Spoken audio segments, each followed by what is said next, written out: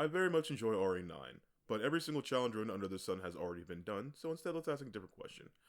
How many runs does it take to get every single achievement and challenge in the game? 2. I'm not gonna draw this out, it's 2. Technically. Let's talk about it, shall we?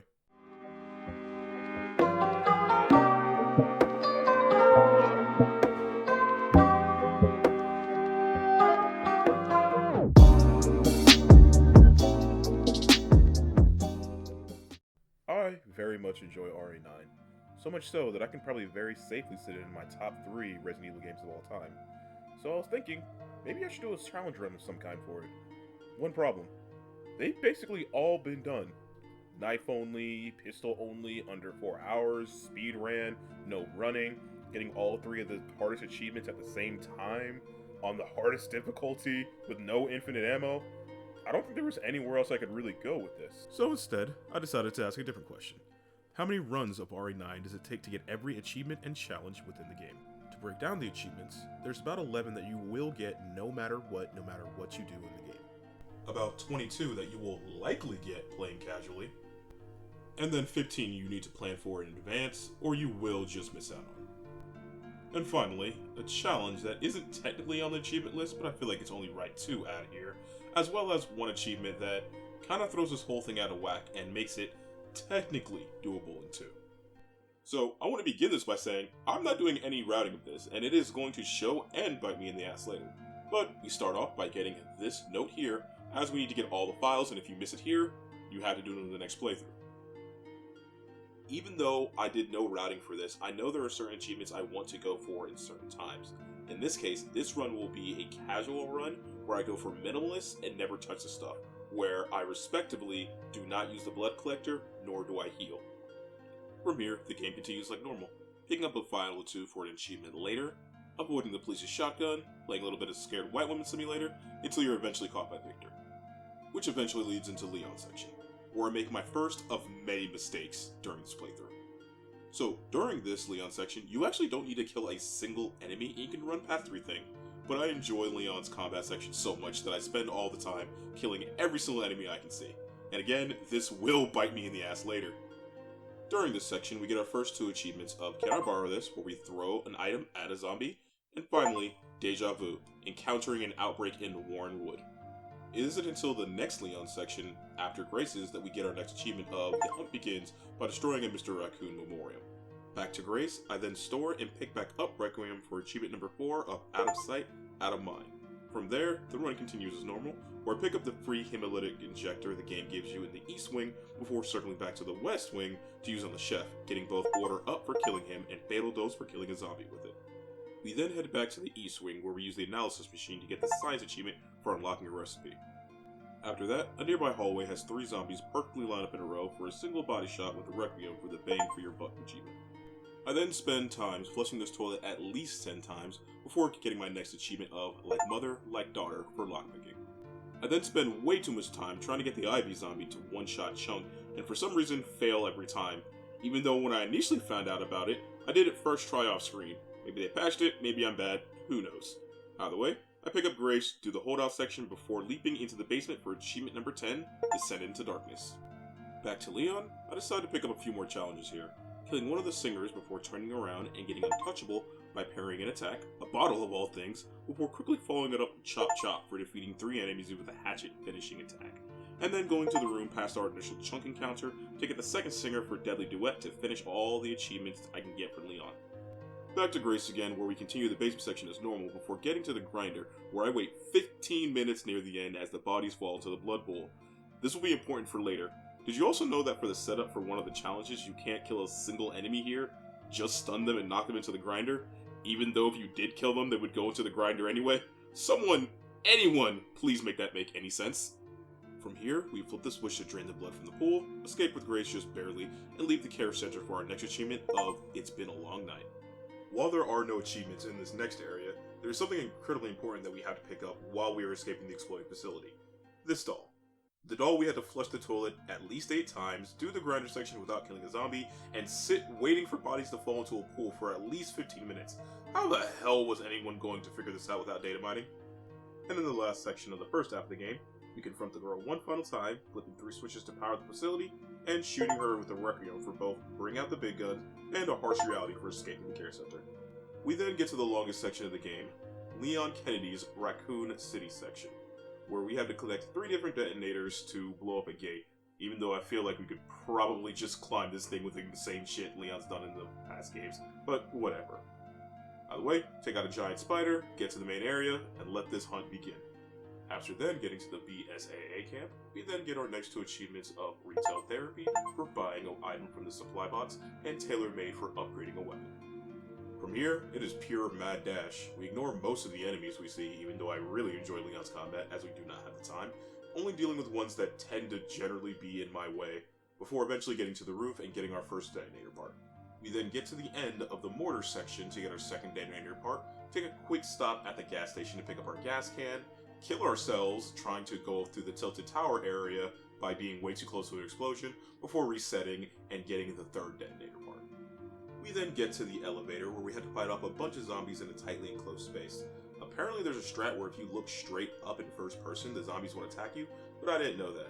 Either way, we get our next achievement of going down, before blowing up the main gate and starting Leon's next section, the motorcycle scene. We then get his next achievement of Road Rage simply by shooting Victor when he's about to shoot us with his rocket launcher. Also, does anyone else find it funny that some people consider this his shark jumping moment? You know, not him literally and canonically being faster than light in RE4? And directly after that, we get our next achievement of A Hero Returns simply for getting to the RPG, before getting to the absolute worst section in this entire goddamn game. Not gonna lie, the first time this was done was quite a spectacle, but every single time afterwards is horrible and so goddamn boring. Do you know that speedrunners actually have mods to remove this section of the game? After the worst section of the game, we then go outside, beating Super Tyrant for I Remember That Too, before quickly following it up with Umbrella's Legacy for finding Ark.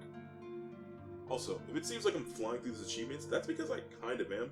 If you were expecting a comprehensive breakdown of how every single one of these achievements works and how to unlock them, you came to the wrong video. I'm just here to explain you can get them all in 2 runs.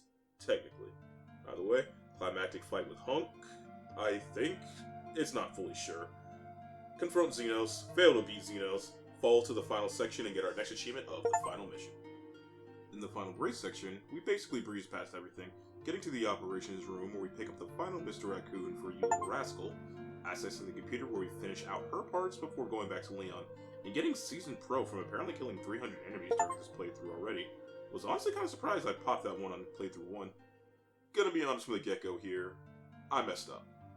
After beating the last Leon run and gun section, getting to Gideon, taking his RPG for the second section of the fight and one-shotting him there, and getting the Hope and Requiem achievement for beating the game, and then look at the final time screen and pause.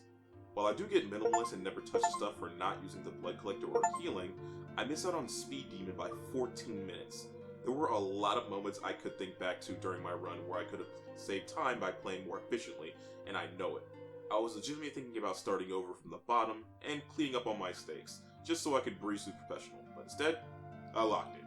So the next run will be on Professional, as all lower agent levels trigger successfully if you beat the higher ranks. And yes, I will be using infinite ammo. I'm here to do a test, not to prove something to you. If that upsets you, you can leave, the door is right there. Anyway, we don't get our first achievement of the run until we get back to the Grace section, where we save using an ink ribbon for the old-fashioned way. I actually didn't know you could save without ink ribbons until my 3rd run of this game, as I did my first on Classic and 2nd on Professional. Now that we can actually use it this run, we pick up the Blood Collector, use the nearby Analyze machine to unlock our first recipes, gather some nearby blood before making a hemolytic injector for our next achievement of Power of Blood for crafting something as Grace.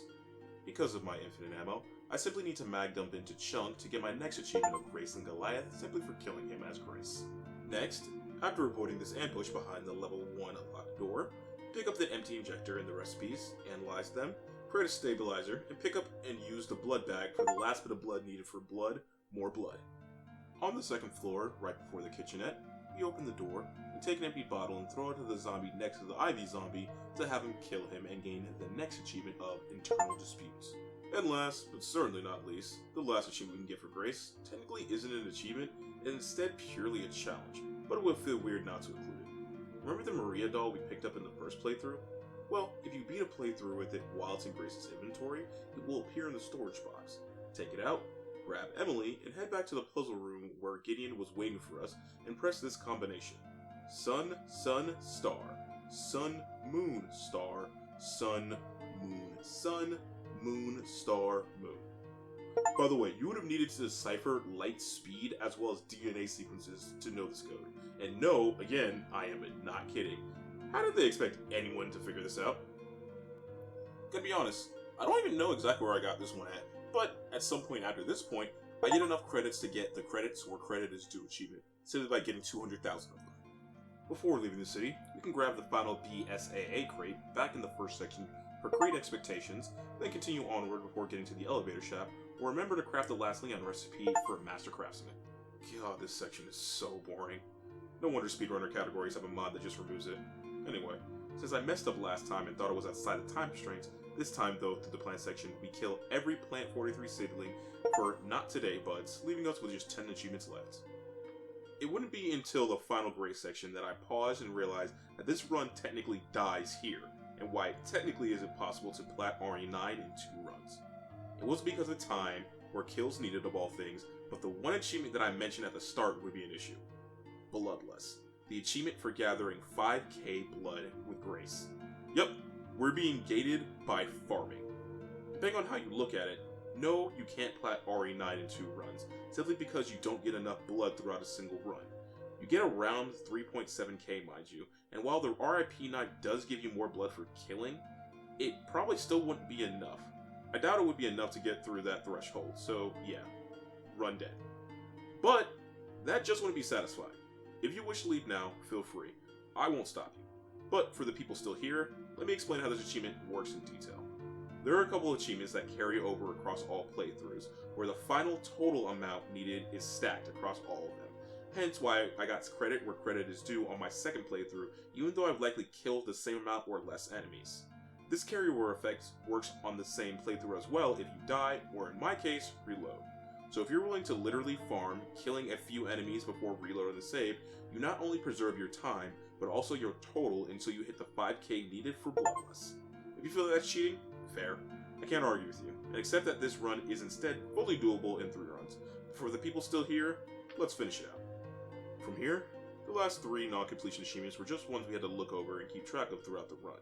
You open the last Safe and Graces section for No Safe is Safe, perfect parry of Lick Your Tongue attack for Cat Got Your Tongue, read the final file in the walkthrough of Graces section for Case Close, before we once again beat Gideon, and this time beat the game with 8 minutes to spare, for not only the 3 agents for beating the hardest difficulty, but Speed Demon for beating a run in under 4 hours.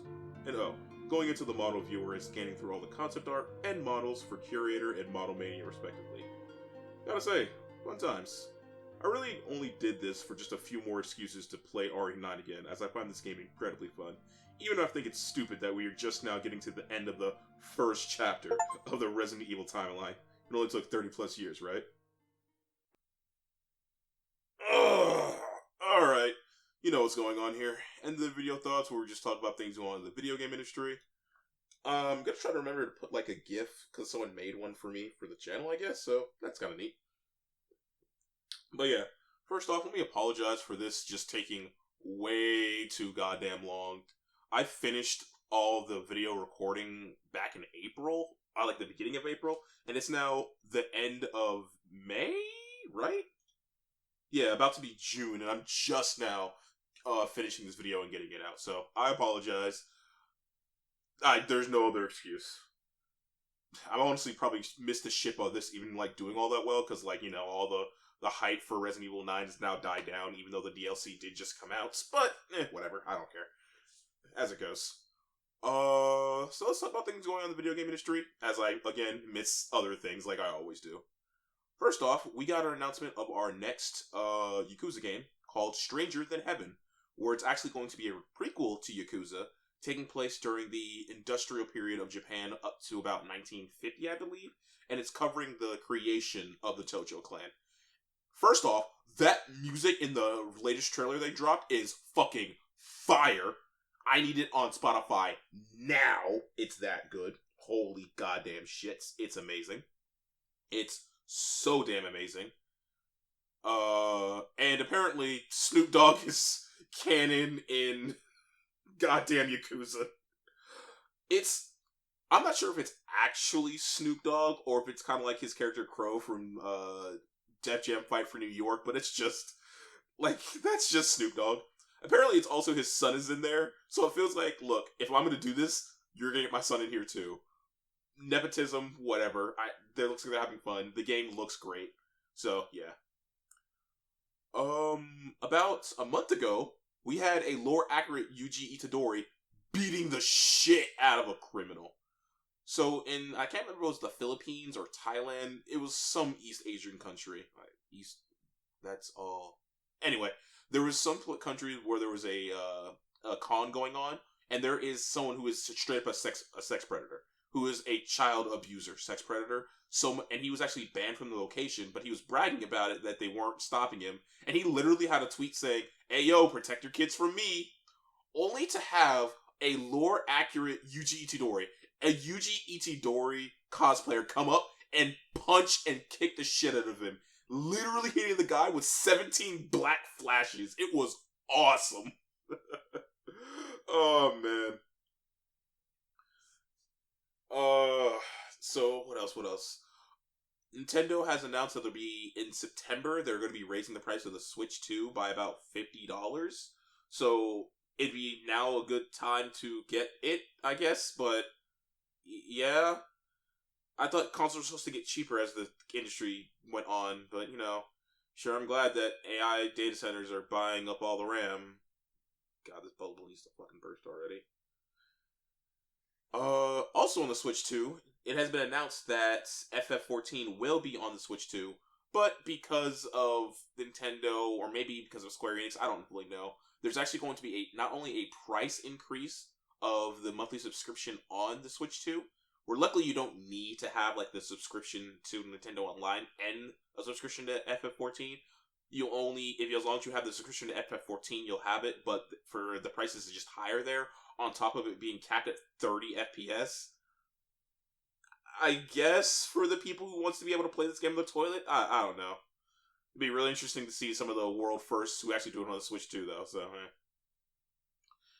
Next, we have the free DLC that I mentioned earlier about RE9. Still haven't gotten to play that yet. It looks fun. It looks like just a mercenary modes for Leon. So eventually I'll get to that. Bank of America. Bank of America at a recent dev thing.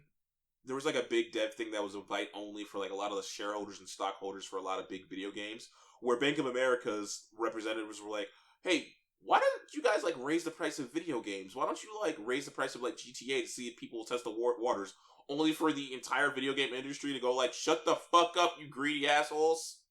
But you're not making enough money. No, the video game industry is making more than enough money. They just need to actually make it go to the right people, but it won't. It's just gonna keep being bad. What can you do? Marvel Rivals Season 8 has come out, and there's been a little bit of controversy with Devil Dinosaur. First off, apparently he's really goddamn strong. Kind of broken, apparently, with him having like a 55% plus win rate at higher elos. He's fun, though. He's really goddamn fun to use. But the issue is that Moon Girl, basically a character he has been synonymally tied with since 2015, isn't part of like any MVP screen with him or anything like that. Now, mind you, I think the reason they give is reasonable, where they don't want you shooting at a child, because duh. But at the exact same time, I think she should at least appear in in the MVP screen in something. Sure, they got the voice actors from the Moon Girl Double Dinosaur show, which you should watch. Shit's good as fuck. I had 4 seasons. If you like Static Shock, you'll like that show, in fact. And even worse, apparently she has an already ready 3D model in several places, and in the new map we're getting in a couple of days from now, in fact, I believe May 28th, she's also in there as well with a full 3D model, so it's kind of confusing why she can't be included in the MVP screens. Hopefully, with enough backlash, they'll add her, but whatever. Harada has announced that his retirement is very short-lived, because now he is at SNK. Harada is now working at SNK, so more power to him. I do find it funny that he has officially been to a Waffle House as of May 24th, and he is now pushing even harder to include a Waffle House stage into a fighting game. in some way or fashion. I find that so goddamn funny. Other news in fighting games, Yujiro Hanma is going to be in Tekken. The Bad Dad Simulator continues. So, while I think it's really fitting to get Yujiro Hanma over Baki, because again, the entire concept of Yujiro Hanma is, or the Tekken series is bad dads causing causing people to go kind of fucked up. I haven't been off Baki since, shit, what was the last major arc of Baki that I read and watched? It was the Musashi Miyamoto being brought back alive arc. I watched that, where he was just ragdolling all motherfuckers except Yujiro, including Baki. But apparently, in recent comic or recent chapters, Yujiro Hanma just straight up rates Donald Trump and Elon Musk, and I'm not talking about Trump Donald and Musk of Elon. No, actual Donald Trump and Elon Musk. It's heavily implied, if not outright stated, that he raped them, and it's like, that's a thing. Like, there's a post, like, floating around on Reddit talking about, let me see if I can find the exact, like, post. Give me a second.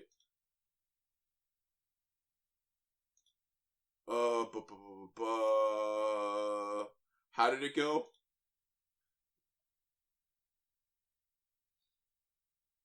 Found it. Playable characters in your franchise who have had non-consensual sex with Donald Trump and Elon Musk. And then it has, like, the Street Fighter, King of Fighters, and Guilty Gear all looking at Tekken, with King of Fighters saying, what? And Tekken being, like, one. And just get, like, looking back. I don't think King of Fighters can fully talk because of, like, the Cristiano Ronaldo allegations of rape, but it's still just generally funny. In semi-good news, apparently Pokemon vending machines are going to start getting removed from a lot of locations because there are just so many scalpers constantly fighting at them that it's just like, it's not worth the trouble, it's not worth the effort, it's not worth the money, so we're just not gonna deal with it anymore. Gotta love how scalpers just ruining hobbies yet a fucking again. What can you do? What can you actually do? Next, Gooseworks, The Amazing Digital Circus. First off, I'm hyped about that movie. I'm looking forward to it. But apparently, the movie got leaked. And Gooseworks is just so fucking done with, like, the entire fandom, because if you've been paying attention at all to it, they have been treating that poor woman so goddamn terribly. Obviously, it's the vocal minority, but that vocal minority is so goddamn loud and treats her so fucking shitty. It is so bad. To the point where she's, like, made some recent tweets about how she is just so burnt out, how all the negativity has just kind of made it so that she's lost all passion, how she's like, I just don't care anymore. Some of you guys have just made this so utterly terrible. And when it got leaked, and it was announced that it got leaked, she was like, whatever. Only for a bunch of people to make up false allegations of how she was racist, or how she is just a terrible person, and getting more ire towards her not being upset about the leaks than the actual leaker. And it's like, what is wrong with you people? Do you have literally nothing else going on in your life? That you're bullying a person by because she's not upset enough? God, it's pathetic. And yet these are the fun thing is, these are the same kind of motherfuckers who will probably complain about how, oh man, I hate that indie, I hate that how corporate, most animation is nowadays. I want smaller products. And then when the smaller products get big, we want to bitch at it. It's just so pathetic, dude. I feel so bad for her. And I hope she realizes there are far more people who are just ecstatic about the show than all the negativity seems like it. And the final thing I want to talk about, Destiny 2 has officially come to an end. It's been going for, how long has Destiny 2 been going on? Pretty long while, right? Destiny 2 is officially coming to an end after being, since 2017, so almost 10 years. Let's see.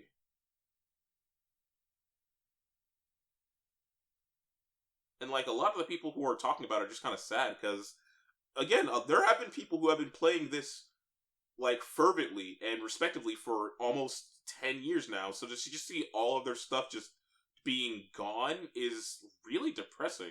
I really do hope that the people can maybe just like hold up the servers or something, so that the people who have been playing for so long don't just lose out on all the stuff they've been working on.